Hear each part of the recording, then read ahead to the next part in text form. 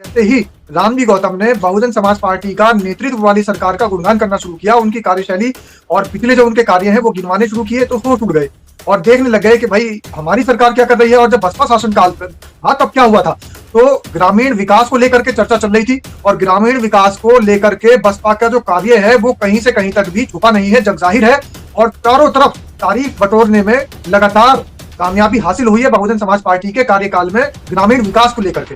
तो चर्चा थी ग्रामीण विकास को लेकर के और ग्रामीण विकास के जब कार्य गिनवाए गए, बसपा जो सांसद हैं रामजी गौतम, उन्होंने जब शुरुआत की कि भाई बसपा शासनकाल ने ये सारे काम ग्रामीण विकास के लिए किए हैं, ग्राम समाज के लिए किए हैं, लेकिन अब क्या हो रहा है, इस पर जैसे ही सवाल उठा तो बोलने से मना कर दिया, हाहाकार मच गया। तो ये सारी बातें सिर्फ और सिर्फ इसलिए हो रही हैं क्योंकि बसपा ही ग्रामीण क्षेत्रों के जो उसकी नब्ज है उसको जानती है और गांव में जो लोग रहते हैं, ग्रामीण जो लोग हैं, उनका विकास किस तरीके से हो ये अच्छे तरीके से जानती है। और बसपा सुप्रीमो मायावती ने ग्रामीण क्षेत्रों में विकास करके दिखाया भी है। बिल्कुल, ये सबसे बड़ी वजह है।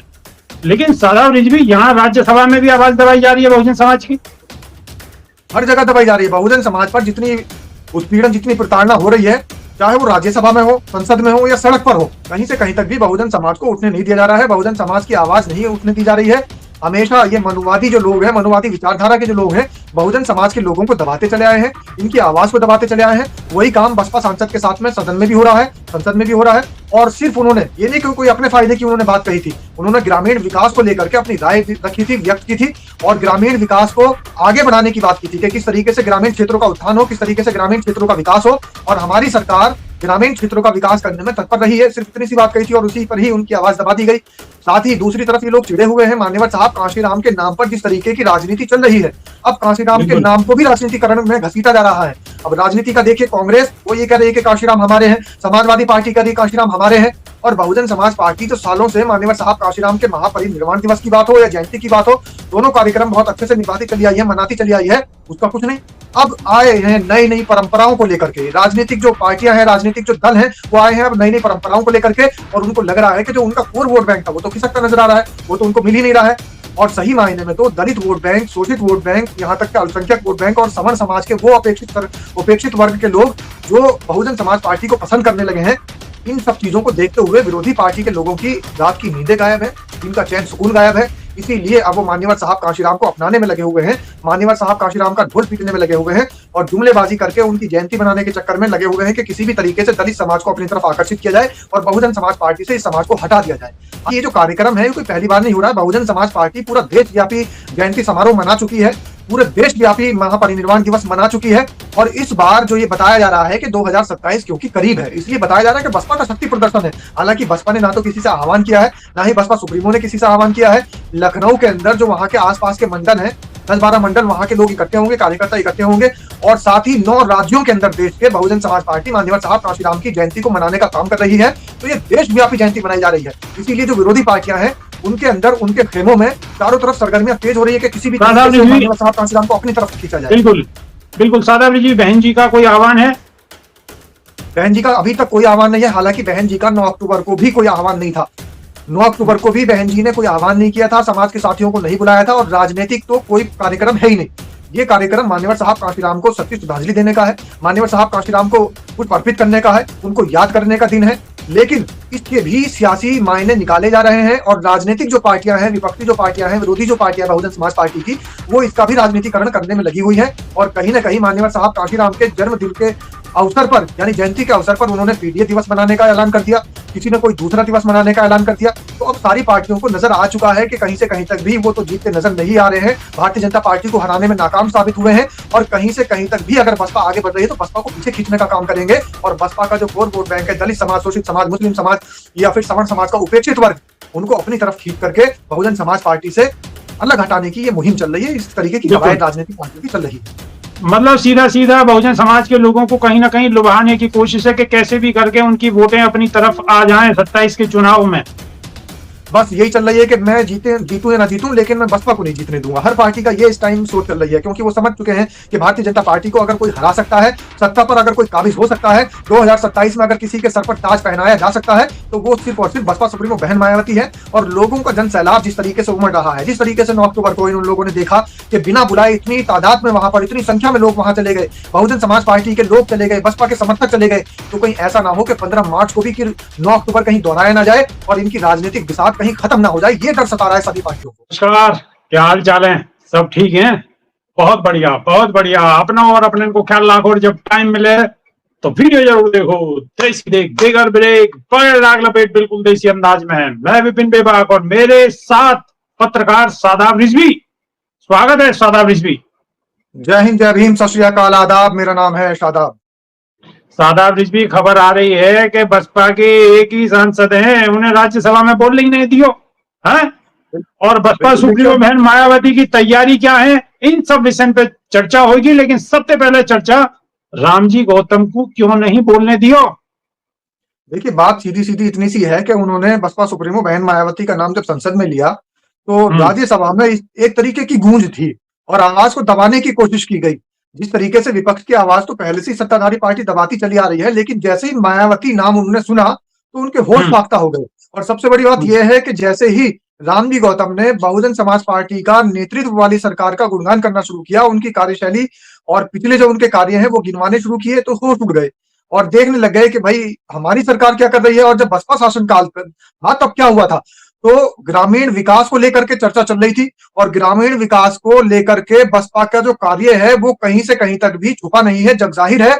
और चारों तरफ तारीफ बटोरने में लगातार कामयाबी हासिल हुई है बहुजन समाज पार्टी के कार्यकाल में ग्रामीण विकास को लेकर के। तो चर्चा थी ग्रामीण विकास को लेकर के, और ग्रामीण विकास के जब कार्य गिनवाए गए, बसपा जो सांसद हैं रामजी गौतम, उन्होंने जब शुरुआत की कि भाई बसपा शासनकाल ने ये सारे काम ग्रामीण विकास के लिए किए हैं, ग्राम समाज के लिए किए हैं, लेकिन अब क्या हो रहा है, इस पर जैसे ही सवाल उठा तो बोलने से मना कर दिया, हाहाकार मच गया। तो ये सारी बातें सिर्फ और सिर्फ इसलिए हो रही हैं क्योंकि बसपा ही ग्रामीण क्षेत्रों के जो उसकी नब्ज है उसको जानती है, और गांव में जो लोग रहते हैं, ग्रामीण जो लोग हैं, उनका विकास किस तरीके से हो ये अच्छे तरीके से जानती है। और बसपा सुप्रीमो मायावती ने ग्रामीण क्षेत्रों में विकास करके दिखाया भी है। बिल्कुल, ये सबसे बड़ी वजह है। लेकिन शादाब रिजवी, यहाँ राज्यसभा में भी आवाज दबाई जा रही है बहुजन समाज की। हर जगह दबाई जा रही है। बहुजन समाज पर जितनी उत्पीड़न, जितनी प्रताड़ना हो रही है, चाहे वो राज्यसभा में हो, संसद में हो या सड़क पर हो, कहीं से कहीं तक भी बहुजन समाज को उठने नहीं दिया जा रहा है। बहुजन समाज की आवाज नहीं उठने दी जा रही है।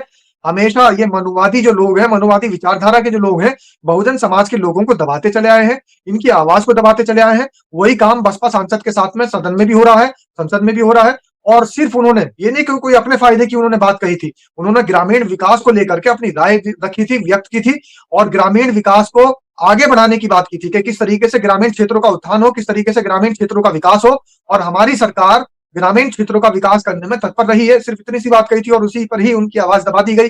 साथ ही दूसरी तरफ ये लोग चिड़े हुए हैं मान्यवर साहब कांशीराम के नाम पर, जिस तरीके की राजनीति चल रही है। अब कांशीराम के नाम को भी राजनीतिकरण में घसीटा जा रहा है। अब राजनीति का देखिए, कांग्रेस वो ये कह रही है कि कांशीराम हमारे हैं, समाजवादी पार्टी कह रही है कांशीराम हमारे हैं, और बहुजन समाज पार्टी तो सालों से मान्यवर साहब कांशीराम के महापरिनिर्वाण दिवस की बात हो या जयंती की बात हो, दोनों कार्यक्रम बहुत अच्छे से निभाती चली आई है, मनाती चली आई है, उसका कुछ नहीं। अब आए हैं नई नई परंपराओं को लेकर के, राजनीतिक जो पार्टियां हैं, राजनीतिक जो दल हैं, वो आए हैं अब नई नई परंपराओं को लेकर के, और उनको लग रहा है कि जो उनका कोर वोट बैंक था वो तो खिसकता नजर आ रहा है, वो तो उनको मिल ही नहीं रहा है। और सही मायने में तो दलित वोट बैंक, शोषित वोट बैंक, यहाँ तक के अल्पसंख्यक वोट बैंक और सवर्ण समाज के वो उपेक्षित वर्ग के लोग जो बहुजन समाज पार्टी को पसंद करने लगे हैं, इन सब चीजों को देखते हुए विरोधी पार्टी के लोगों की रात की नींदें गायब है, दिन का चैन सुकून गायब है। इसीलिए अब वो मान्यवर साहब कांशीराम को अपनाने में लगे हुए हैं, मान्यवर साहब कांशीराम का ढोल पीटने में लगे हुए हैं, और जुमलेबाजी करके उनकी जयंती बनाने के चक्कर में लगे हुए हैं कि किसी भी तरीके से दलित समाज को अपनी तरफ आकर्षित किया जाए और बहुजन समाज पार्टी से इस समाज को हटा दिया जाए।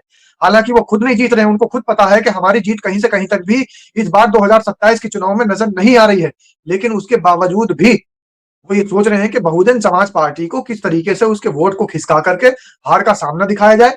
बस इसी तरीके की कवायद में सारी पार्टियां लगी हुई हैं।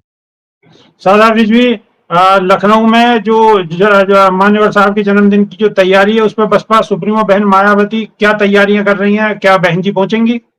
देखिए, खाली ये नहीं कि लखनऊ में ही कार्यक्रम है, इस पूरे देश के 9 राज्यों के अंदर कार्यक्रम है और देश के 9 राज्यों बिल्कुल। के अंदर पूरा एक शक्ति प्रदर्शन होगा। हालाँकि ये जो कार्यक्रम है, ये कोई पहली बार नहीं हो रहा है। बहुजन समाज पार्टी पूरा देशव्यापी जयंती समारोह मना चुकी है, पूरे देशव्यापी महापरिनिर्वाण दिवस मना चुकी है और इस बार जो ये बताया जा रहा है कि 2027 क्योंकि करीब है, इसलिए बताया जा रहा है कि बसपा का शक्ति प्रदर्शन है। हालाँकि बसपा ने ना तो किसी से आह्वान किया है, ना ही बसपा सुप्रीमो ने किसी से आह्वान किया है। लखनऊ के अंदर जो वहां के आसपास के मंडल हैं, 10-12 मंडल वहां के लोग इकट्ठे होंगे, कार्यकर्ता इकट्ठे होंगे और साथ ही 9 राज्यों के अंदर देश के बहुजन समाज पार्टी मान्यवर साहब कांशीराम की जयंती को मनाने का काम कर रही है। तो ये देशव्यापी जयंती मनाई जा रही है। इसीलिए जो विरोधी पार्टियां हैं, उनके अंदर उनके खेमों में चारों तरफ सरगर्मियां तेज हो रही है कि किसी भी तरीके से मान्यवर साहब कांशीराम को अपनी तरफ खींचा जाए। बिल्कुल बिल्कुल। सादाब जी, बहन जी का कोई आह्वान है? बहन जी का अभी तक कोई आह्वान नहीं है। हालांकि बहन जी का 9 अक्टूबर को भी कोई आह्वान नहीं था। 9 अक्टूबर को भी बहन जी ने कोई आह्वान नहीं किया था, समाज के साथियों को नहीं बुलाया था और राजनीतिक तो कोई कार्यक्रम है ही नहीं। ये कार्यक्रम मान्यवर साहब कांशीराम को सच्ची श्रद्धांजलि देने का है, मान्यवर साहब कांशीराम को पुष्प अर्पित करने का है, उनको याद करने का दिन है। लेकिन इसके भी सियासी मायने निकाले जा रहे हैं और राजनीतिक जो पार्टियां हैं, विपक्षी जो पार्टियां हैं, विरोधी जो पार्टियां हैं बहुजन समाज पार्टी की, वो इसका भी राजनीतिकरण करने में लगी हुई है और कहीं न कहीं मान्यवर साहब कांशीराम के जन्मदिन के अवसर पर यानी जयंती के अवसर पर उन्होंने पीडीए दिवस मनाने का ऐलान कर दिया, किसी ने कोई दूसरा दिवस मनाने का ऐलान कर दिया। तो अब सारी पार्टियों को नजर आ चुका है कि कहीं से कहीं तक भी वो तो जीतते नजर नहीं आ रहे हैं, भारतीय जनता पार्टी को हराने में नाकाम साबित हुए हैं और कहीं से कहीं तक भी अगर बसपा आगे बढ़ रही है तो बसपा को पीछे खींचने का काम करेंगे और बसपा का जो कोर वोट बैंक है, दलित समाज, शोषित समाज, मुस्लिम समाज या फिर सवर्ण समाज का उपेक्षित वर्ग, उनको अपनी तरफ खींच करके बहुजन समाज पार्टी से अलग हटाने की ये मुहिम चल रही है। इस तरीके की कवायद राजनीतिक पार्टियों की चल रही है। मतलब सीधा सीधा बहुजन समाज के लोगों को कहीं ना कहीं लुभाने की कोशिश है कि कैसे भी करके उनकी वोटें अपनी तरफ आ जाएं 27 के चुनाव में। बस यही चल रही है कि मैं जीतूं या ना जीतूं, लेकिन मैं बसपा को नहीं जीतने दूंगा। हर पार्टी का ये इस टाइम सोच चल रही है क्योंकि वो समझ चुके हैं कि भारतीय जनता पार्टी को अगर कोई हरा सकता है, सत्ता पर अगर कोई काबिज हो सकता है, 2027 में अगर किसी के सर पर ताज पहनाया जा सकता है, तो वो सिर्फ और सिर्फ बसपा सुप्रीमो बहन मायावती है। और लोगों का जन सैलाब जिस तरीके से उमड़ रहा है, जिस तरीके से 9 अक्टूबर को इन लोगों ने देखा कि बिना बुलाए इतनी तादाद में वहां पर इतनी संख्या में लोग वहां चले गए, बहुजन समाज पार्टी के लोग चले गए, बसपा के समर्थक चले गए, तो कहीं ऐसा ना हो कि 15 मार्च को भी 9 अक्टूबर कहीं दोहराया ना जाए और इनकी राजनीतिक बिसात कहीं खत्म ना हो जाए। ये डर सता रहा है सभी पार्टियों को। बिल्कुल। लेकिन सादा ब्रिज भी इसके साथ साथ लोगों के सामने सबसे बड़ी समस्या तो खाने की आ गई है। खाना आखिर पके कैसे? हरदीप पुरी जो है भारतीय जनता पार्टी के मंत्री हैं, जेफरी एप्स्टीन में जिनका नाम शामिल हुआ था, बड़ा नाम आया था उनका, वो आज संसद में ये कह रहे हैं, लोकसभा में ये बोलते नजर आ रहे हैं कि कहीं से कहीं तक भी सरकार के पास में सीएनजी गैस, एलपीजी गैस, तेल, पेट्रोल, डीजल उनकी कहीं भी कमी नहीं है, पूरी भरमार है। अब समझ में ये नहीं आ रहा है कि मंत्री तो बता रहे हैं कि भाजपा के भरमार है, लेकिन बाहर तो मारा मार है। नहीं सादा ब्रिज, मैं आपको बताऊं कि पेट्रोलियम मंत्रालय की तरफ से महिला प्रवक्ता आई थी, उन्होंने कहा है कि हाँ वाकई किल्लत है और ये 60% जो हमारी गैस आती है वो ईरान से आती है और वहां से बाधा होने की वजह से ये दिक्कत आ रही है। उन्होंने आज ही ये कहा है प्रेस कॉन्फ्रेंस में। हालांकि स्ट्रेट ऑफ हार्मूज से ईरान ने इतने सारे बातों के बावजूद भी भारत को गाड़ियां वहां से निकलने के लिए अनुमति दे दी है। अब ये शर्म से डूब जाना चाहिए हमारे देश के प्रधानमंत्री को, जो इजराइल में जाकर के ताता थैया कर रहे थे और ताता थैया करते हुए ईरान के खिलाफ वहां पर नजर आ रहे थे और ईरान के सुप्रीम लीडर की शहादत पर भी मान धारण करे हुए थे। तो अब ये देखना चाहिए कि उसी ईरान ने स्ट्रेट ऑफ हार्मूज जो तमाम देशों के लिए बंद कर दिया है, भारत के लिए वो रास्ता खोलने के लिए अनुमति दे दी है। तो ये है दरिया दिली। इन सब चीजों से सीख लेनी चाहिए कि विदेश नीति किस तरीके से चलती है, देश कैसे जहाज वहां से आ सकते हैं, भारत के जहाज वहां से आ सकते हैं। बिल्कुल वही तो सीख लेनी चाहिए हमारे देश के प्रधानमंत्री को कि विदेश नीति किस तरीके से चलती है। एक छोटा देश ईरान कितनी बड़ी दरियादिली दिखाते हुए इस पूरे देश के अंदर भारत को अनुमति दे रहा है। बड़ी बात यह है, सादा रिजवी, बड़ी बात यह है कि ईरान हमारे लिए कितना जरूरी है। ये इस गैस की किल्लत से मेरे ख्याल से पूरे देश को, पक्ष को, विपक्ष को सब मालूम पड़ गया होगा। देश को तो सबको पता है, लेकिन हमारे देश के महामानव को ये बात आज तक पता नहीं है। उनके लिए जरूरी सिर्फ वो है नेतन्याहू जो बिल में घुसा हुआ चूहा है, उस बिल में घुसे हुए चूहे को वो फादर लैंड बता करके आ रहे हैं। उस बिल में घुसे हुए चूहे के लिए वो जाकर के नाच नाचते हैं, उनके लिए गाना गाते हैं। तो हमारे देश के प्रधानमंत्री को अब शर्म से डूब जाना चाहिए कि कहीं ना कहीं ईरान ने जो काम किया है स्ट्रेट ऑफ हार्मूज में भारत के जितने भी वहां वाहन निकलने के लिए अनुमति दे दी है, तो अब सीख लेनी चाहिए हमारे देश के प्रधानमंत्री को इन बातों से। बिल्कुल सादा रिजवी, अब अंत में हमारा आह्वान। बिल्कुल हमारा आह्वान ये है, और हालांकि 15 मार्च को मान्यवर साहब काशीराम की जयंती भी है, और साथ ही तमाम पूरे देश के अंदर 9 राज्यों के अंदर देशव्यापी कार्यक्रम होगा। देशव्यापी पूरे देश के बहुजन समाज के तमाम समाज के लोग याद करेंगे। इस मौके पर हम भी इस मांग को लगातार पहले से उठा रहे हैं कि मान्यवर साहब काशीराम को भारत रत्न मिलना चाहिए। आप भी इस मांग बिल्कुल का हिस्सा बनिए। आप भी इस मांग वाली वीडियो को दूसरों के मोबाइल तक भेज दीजिए, ताकि हमारा जो ये आंदोलन है, हम मान्यवर साहब काशीराम को भारत रत्न दिलाने की जो मुहिम छेड़ रखे हैं, इस मुहिम का आप भी हिस्सा बन जाए, और ये मुहिम देशव्यापी हो जाए, और मान्यवर साहब काशीराम को भारत रत्न दिलाने में हम लोग कामयाब हो जाए। बिल्कुल, उसके लिए आपके हाथ में फोन है, फोन में बटन है, उस बटन को दबाते रहो और ठोकते रहो, ठोकते रहो, ठोकते रहो, दूसरे के फोनों तक पहुंचा दो। नई वीडियो में फिर रूबरू होंगे, जब तक के लिए देसी देख बिगर ब्रेक बगैर नाग लपेट, बिल्कुल देसी अंदाज में। बहुत बहुत धन्यवाद सादा भी। जय भीम, जय संविधान, जय विज्ञान। और समाज के तमाम साथियों से अंत में एक ही आग्रह करूंगा, बहुत सारे लोग कह रहे हैं कि लखनऊ में जो कार्यक्रम है मान्यवर साहब काशीराम की जयंती पर, तो क्या बहुजन समाज पार्टी सुप्रीमो ने कोई आह्वान किया है? तो मैं आपके लिए बता दूं कि जब महापुरुषों की जयंती होती है, महापुरुषों का महापरिनिर्वाण दिवस होता है, तो उसके लिए आह्वान करने की जरूरत नहीं होती। जब महापुरुषों को श्रद्धांजलि अर्पित करनी होती है, महापुरुषों को याद करना होता है, तो इन्विटेशन देने की जरूरत नहीं होती। तो समाज के साथियों, कमर कस लीजिए और याद रखिए 15 मार्च की तारीख, और पहुंच जाइए लखनऊ। और दूसरे राज्य के लोग जहां से भी देख रहे हैं, अपने अपने राज्य में जहां पर भी मान्यवर साहब काशीराम की जयंती मनाई जा रही है, उसका हिस्सा बनिए और मान्यवर साहब को सच्ची श्रद्धांजलि अर्पित कीजिए। जय भीम, जय संविधान, नमो बुद्धाय। नमस्कार।